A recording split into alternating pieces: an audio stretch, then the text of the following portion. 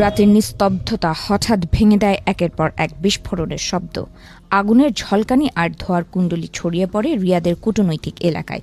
লক্ষ্য ছিল যুক্তরাষ্ট্রের দূতাবাস। মধ্যপ্রাচ্যে যুক্তরাষ্ট্র ইরান উত্তেজনা যখন চরমে, ঠিক সেই সময়ে ড্রোন হামলায় কেঁপে ওঠে সৌদি আরবের রাজধানী। সোমবার দিবাগত রাতে সৌদি আরবের রিয়াদে অবস্থিত যুক্তরাষ্ট্রের দূতাবাসে ড্রোন হামলার ঘটনা ঘটে। বার্তা সংস্থা এএফপি জানিয়েছে, রিয়াদের ডিপ্লোম্যাটিক কোয়ার্টারে বিস্ফোরণের শব্দ শোনা যায় এবং আকাশে ধোঁয়ার কুণ্ডলী দেখা যায়। এই এলাকায় বিভিন্ন দেশের দূতাবাস ও বিদেশি কূটনীতিকদের আবাসন রয়েছে। সৌদি প্রতিরক্ষা মন্ত্রণালয়ের এক মুখপাত্র জানান, দুটি ড্রোন সরাসরি যুক্তরাষ্ট্রের দূতাবাস ভবনকে লক্ষ্য করে হামলা চালায়। এতে দূতাবাস চত্বরে একটি ছোট আগুনের সূত্রপাত হয় এবং ভবনের সামান্য ক্ষতি হয়েছে, তবে হতাহতের কোনো খবর পাওয়া যায়নি। মুখপাত্র বলেন, সৌদি আকাশ প্রতিরক্ষা ব্যবস্থা দ্রুত সক্রিয় হয়ে আরও 4টি ড্রোন ভূপাতিত করে, যেগুলো রিয়াদের কূটনৈতিক এলাকা লক্ষ্য করে এগিয়ে আসছিল। এই হামলার পরপরই সৌদি আরবে অবস্থিত মার্কিন দূতাবাস নাগরিকদের জন্য নিরাপদ আশ্রয়ের নির্দেশনা জারি করে। রিয়াদ, জেদ্দা ও বাহরাইনে অবস্থানরত মার্কিন নাগরিকদের নিরাপদ স্থানে অবস্থান করতে বলা হয়।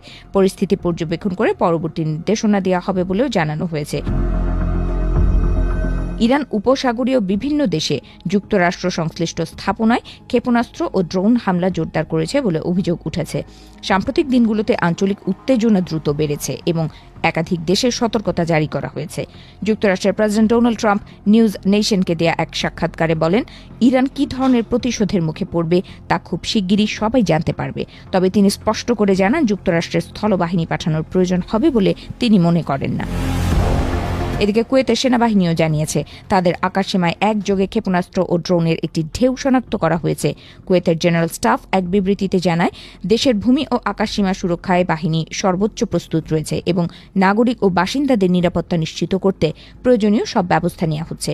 বিশ্লেষকদের মতে, রিয়াদে মার্কিন দূতাবাসের ড্রোন হামলা কেবল একটি বিচ্ছিন্ন ঘটনা নয়, বরং এটি বৃহত্তর আঞ্চলিক সংঘাতের অংশ হতে পারে।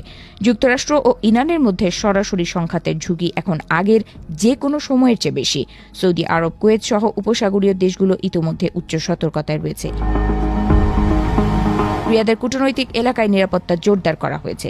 সড়কে অতিরিক্ত টহল, আকাশে নজরদারি এবং দূতাবাস চত্বরে প্রবেশে কঠোর বিধিনিষেধ আরোপ করা হয়েছে। আন্তর্জাতিক মহল পরিস্থিতি নিবিড়ভাবে পর্যবেক্ষণ করছে।